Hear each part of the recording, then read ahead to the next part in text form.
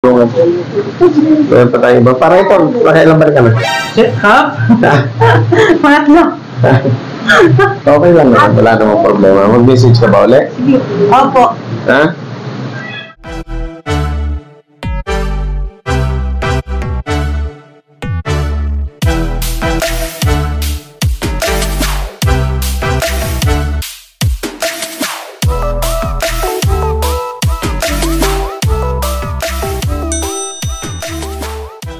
Isang mapagpalang araw po sa ating lahat. Sa ngalan po ninyo maglingkod, Kap Edward. At siyempre, unang-una sa lahat ang aking pasasalamat sa Panginoon dahil patuloy tayong binibigyan ng kalakasan, biyaya upang makapaglingkod sa ating mga kabayan. Yan, siyempre, una nais kong pasalamatan ang ating mga consumer na siyang tumatangkilik sa ating hanap buhay upang may pagpatuloy natin ang programang pagtulong sa ating mga kabayan. Wala pa tayong piling-piling tutulungan ate. Ang pangit ko lang kayo sa inyo. Kaya ngayon, paano kung wala ako? Wala po kayong message. Wag po kayong paparito na hindi kayo nagbibigay ng mensahe sa inyong abang likod. Kung nagbigay man kayo ng mensahe, hindi ko po nasagot. Huwag pa rin po kayong pupunta. Dahil pwede kayong mabigo. Una, baka wala ako. Pangalawa, baka wala akong pantulong sa inyo. Tandaan po natin ang perang ginagamit ko ay perang sarili ko na nagmumula sa aking hanapbuhay sa pamamagitan ng Edward Auto Supply at sa aking mga customer na tumatangkilik. Kaya sana, huwag po kayo magagamit sa akin. Punta nga kayo ng barangay, punta kayo ng munisipyo, pero nang ating pinipinto pa tayo. Kung anong hinihingi. Inuulit ko po sa inyo, pag kayo pupunta dito, dali yung inyong cellphone, bilang katibayan, na kayo ay aking sinagutan. Sana maunawaan ninyo, ha? Dahil maaaring magalit pa kayo sa akin. Si Edward Pante, si Pante, pinapunta kami, hindi man lang kami tinulungan. Aba, hindi ko po kasalanan. Huwag kayo magagalit sa akin. Dahil ako inais ko lang naman tumulong. Pero napakarami kasing nakapila na hindi ko pa sila nasasagutan. Unfair naman sa kanila. Di ba? Pinakita ko po sa inyo, napakadami, di ba? Napakahaba. Ang payo ko lang sa inyo, pag kayo magbibigay din sa hindi isang beses, hindi dalawang beses, hanggat hindi ko nababasa, ituloy nyo lang pag-message nyo. Dahil sa dami ninyo, napapailalim ang inyong pangalan, na maaaring hindi ko na talaga mabasa. At lalong hindi na rin mabasa ni Kagawad Sally. Dahil napakadami ninyo, yun lang payo ko, paulit-ulit kayo magbigay mensahe. Mayat-maya, 2 oras, di pa nakapapasa. Okay na po kasa, ulit kayo. Bago dumating ang linggo, maging makulit kayo. Yun ang tip ko sa inyo. Ayan, pati ka ng tungkod natin dyan Kagawad Sally. At yun, mag-deliver tayo sa Dolores. Ano? Ayan. Itong mga tungkod na to, makukuha nyo po ng libre. Meron po tayo may diretso, walang paa. Meron to ngayong 4 na pang malaki at merong maliit ang paa. Ang amin lang kaibigan, kailangan kayo ay magbigay mensahe sa inyong programa, sa inyong abang lingkod sa pamamagitan ng pag-message sa aking Facebook page, Edward Pante, o kaya naman para sigurado walang fake sa Munting Hiling by Kap Edward. Facebook page ng Munting Hiling by Kap Edward. At syempre, pakipollow, tuloy at pakisubscribe sa aking YouTube channel, Munting Hiling by Kap Edward. Ikaw naman na fake account na Kap Edward Pante, parang awa mo na, tumigil ka na. Marami tayong nadidisgrasya, pati ikaw nag-post na ako yung namatayan. Hindi po ako namamatayan, baka ikaw ay mamamatay na. Huwag muna ang aking pamilya, dahil ito ay laging nanluloko. Para lagyan mo dyan na manamayapang isa sa aking mahal sa buhay, wala pong katotohanan. At salamat sa mga nagbigay ng condolence na kahit wala namatay sa aking mahal sa buhay, ay talagang nakita ko ang inyong pagkikiramay. Kaya pasensya na po kayo. Ayan, sana'y tumigil ka na. At marami kang nadidiktim ang ating mga kabayan. Kaya sana ano masasabi mo? Ayan po, sa muli po na pag-live ko yan, inaabangan nyo po mga masusugod kong taga-subaybay. Yan, sa inyo po, lubos ko na nagpapasalamat sa inyo dahil po sa pagtangkilik nyo sa programang Munting Hiling. Ayan, sana po tuloy-tuloy po ang inyo pong pag-message sa programa. Ay nais po na may mga kahilingan sa programang Munting Hiling. Handa pong tumulong si Kap Edward dahil po sa kanyang kabutihan loob. Ito po ay pinatuloy niya dahil po sa mga tao na nangangailangan. Kaya sana po doon po sa mga kapwa ko po sa Bungero yan, sa palaban po ni Kap Edward, na sana po ay tulungan niyo naman kami, na sana po ay suportahan niyo. Para po to sa programang Munting Hiling. Yan, nais ko pong ipaalala sa inyo habang wala pang December. Sa December po, mamimigay tayo na kung di man maraming wheelchair ang ating ipamimigay. Pinaka-konti na nun, 20 wheelchair. Pamasuhan to. Ayan, alalay sa buhay, libreng wheelchair. Makukuha nyo po sa inyong banglingkod magbigay mensahe lang kayo bago dumating ang Pasko. Yan, pamaskong handog, alalay sa bawat may kapansanan, libreng saklay, libreng wheelchair. Yan, pinakaunti yung 20 wheelchair, sabay-sabay natin ipamimigay bago dumating ang araw ng Pasko. Kaya ngayon pa lang, magbigay mensahe na kayo.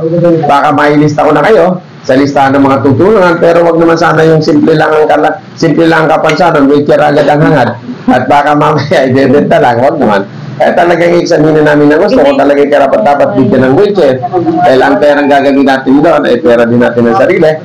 At saka gusto ko lang humingi ng paumanhin sa aking mga pinagkakutangan na hindi ko mabayaran sa tamang panahon. Pasensya na kayo, nag-uulan, pero ang ating pagtulong, di natin pwedeng katwiranan na umulan, di tayo makapag-iwi. Ano masasabi niyo sa inyo, ate? Okay lang ba kayo? Kaya na po kayo? Lagi.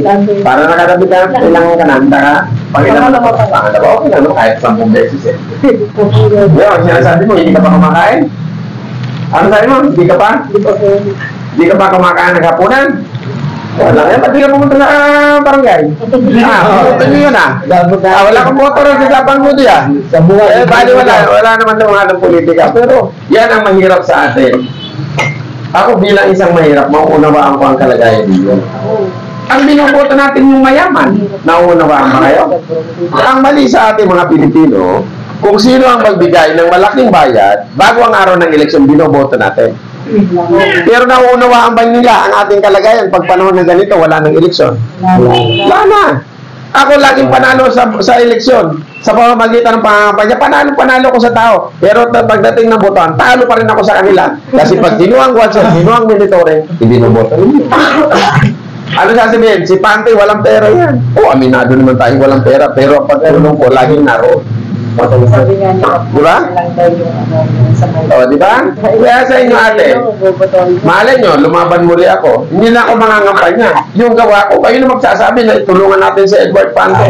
Iboto natin para sa bayan. Kasi hindi ako kumikilala ng tulungan. Kayo na magiging tarpaulin. Kahit isang tarpaulin, hindi ako magpapagawa. Bakit? Yung ipapagawa ko na, bili ko na ng bigas. Diba? Kaya wag na kayo umasa na mga kalaban ko na ako'y makikita nyo ng tarpaulin dyan. Kaya naman mga taga rito sa San Juan, kung hindi ako papalaot, hindi nyo kayo boto, problema nyo na yan. Diba? Baka doon na tayo sa ibang lugar tutulong dahil hindi naman tayo yung bibili. Kumbaga, hindi naman ako naniningi. Kaya lang mas naigi ng doon ka sa ibang lugar na walang nakakilala sa'yo kaysa doon sa lugar na kinikilala mo sila, hindi ka naman nila kinikilala. Tama ba ate? Kasi ang pahirap pati sa atin, 10 beses ako nagbigay, 1 beses lang ako hindi nagbigay, galing na sa akin. Diba? Kaya sana yung maintindihan doon sa Sapang Gudi, yung dating presidente doon. Diba? Ilang beses ko pinunta nyo, sa pagdating ng butan, isang boto ata, wala ko. Wala ko, basta kalap na pagyayari. Mga patay, pinalilibig natin, bahay, pinagagawa natin. Pero pagdating ng botohan, meron pa nga ako sa bayan, sa Rosario. Yung kanyang kapatid, sinagot ko ang gamutan sa loob ng 6 na buwan. Noong araw ng eleksyon, nandun sa kabila, nakawatch siya. Pero wala sa akin yan. Ako pag natalo ate, masaya pa ako, hindi ako nalulungkot. Bakit? Wala akong obligasyon. Pero nalulungkot ako dahil hindi ko magawa ang aking pagtulong na dapat gawin sa iyo.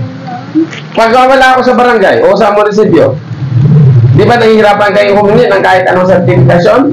Pag ako nandyan sa barangay o sa munisipyo, sa pamamagitan ko mapapadali ang pangangailangan ninyo. Ang layunin ko'y tumulong, hindi ko layunin na magpayaman dahil maaaring bukas makalawa mamamatay din ako. Madadala ko ba yan? Hindi. Kaya kayo na ate, kaya ngayon pa lang sinasabi ko sa mga nagmamahal sa akin. Mayor po. Hindi. Parang darating ang araw, malay ninyo, pag ginusto ng tao bayan na lumaban tayo sa pagkamayor, bakit hindi? Pero siguro ko sa inyo, wala akong pera.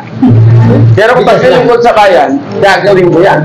Transparent. Ayaw ko ng iba-ibang ginagawa. Ang nais ko'y may ahon tayo sa hirap. Isipin nyo, kakakainta pupunta dito, yung ng bigas naglalakad. Taga Floodway, maraming taga rito, pumunta ng barangay, ng munisipyo, naglakad papunta doon, hindi naman binigyan ng pansin. Pagpunta dito, gutom, uhaw. Sino ba naman ako para hindi siya tulungan?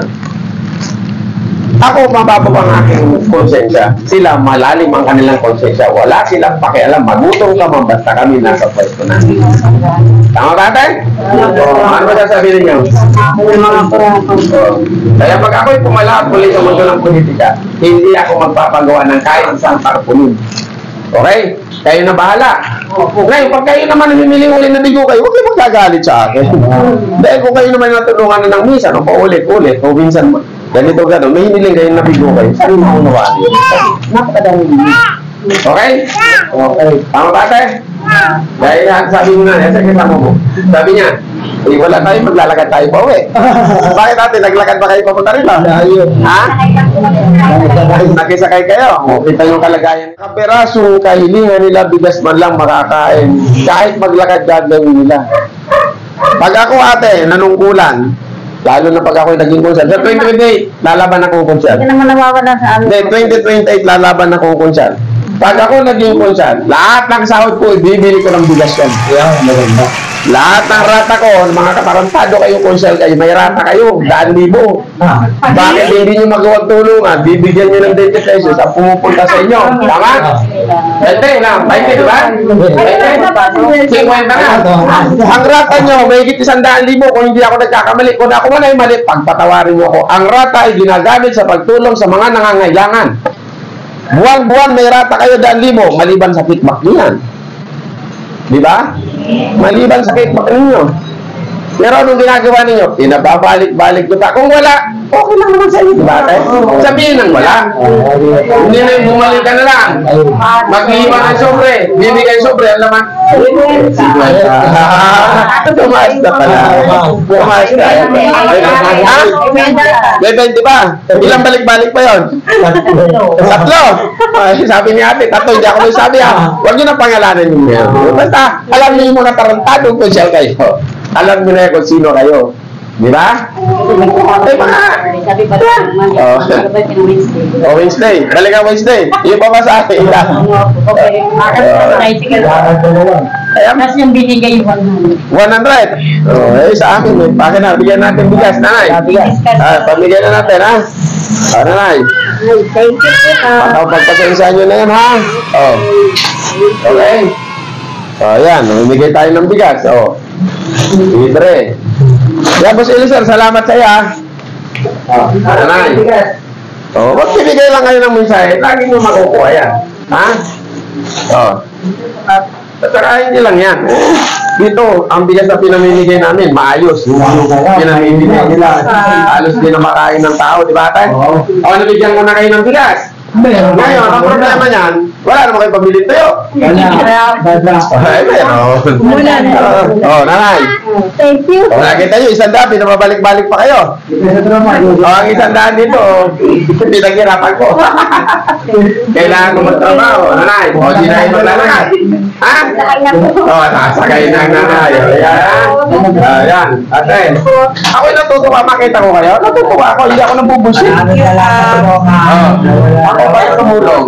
Yan, nakita nyo po ha, binigyan natin sila ng bigas, binigyan natin ng pamasahe, hindi na pinababalik-balik, dahil yung mga siraulong konsyal kayo, 50 pesos, pinababalik-balik mo pa sila. Magkano binigay? Ilan? 50 ilang balik? Tatlo. Mga tarantado talaga itong mga tarantado. Pag ako nakasama nyo sa konsyal sa 2028, mga nanagot kayo sa akin.